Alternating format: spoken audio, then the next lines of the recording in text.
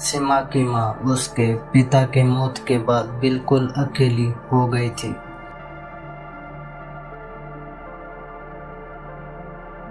घर और बाहर दोनों का काम संभालने के साथ साथ छोटे भाई को भी संभालते संभालते उसकी माँ बहुत थक जाती थी।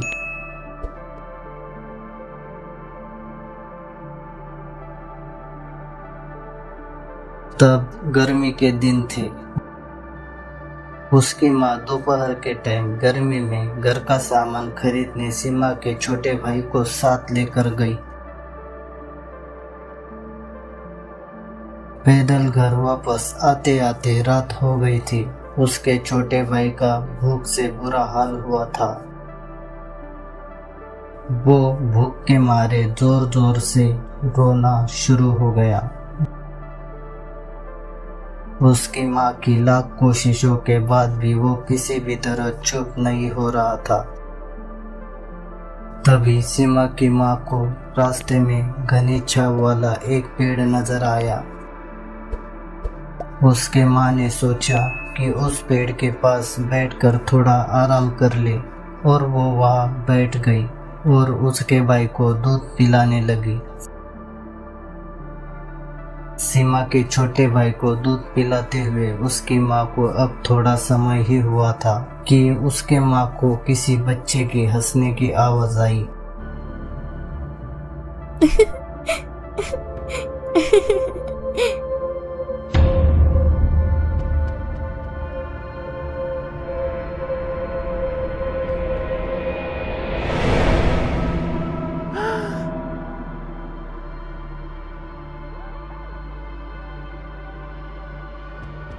मेरी कोई माँ नहीं है,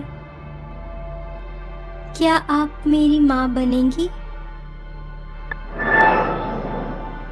सीमा की माँ घबरा कर वहां से उठी और फौरन घर की तरफ जल्दी जल्दी चलना शुरू हो गई।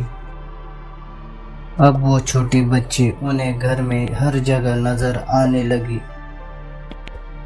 कभी बिस्तर के किनारे तो कभी छोटे भाई के कमरे में। सीमा की माँ का डर से बहुत बुरा हाल हो चुका था।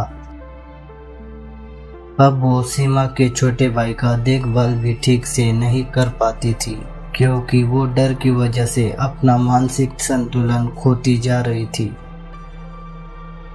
सीमा का भाई भूख से कई घंटों तक रोता रहता था और उसके माँ को खबर तक नहीं होती थी। वो चुपचाप घर के किसी कोने में बैठी रहती थी। सीमा से उसके माँ की ये हालत देखी नहीं जाती थी।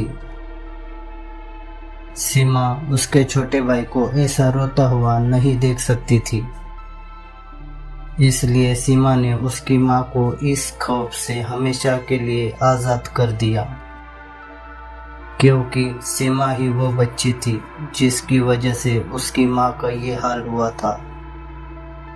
वो कई सालों से उस पेड़ के नीचे अकेली रहती थी, पर उस दिन जब उसने देखा कि एक माँ का प्यार क्या होता है, तब उसका दिल किया कि वो अब कैसे भी उनके साथ रहे, उससे भी वो उसी तरह प्यार करे जैसे वो अपने बच्चे से करती है।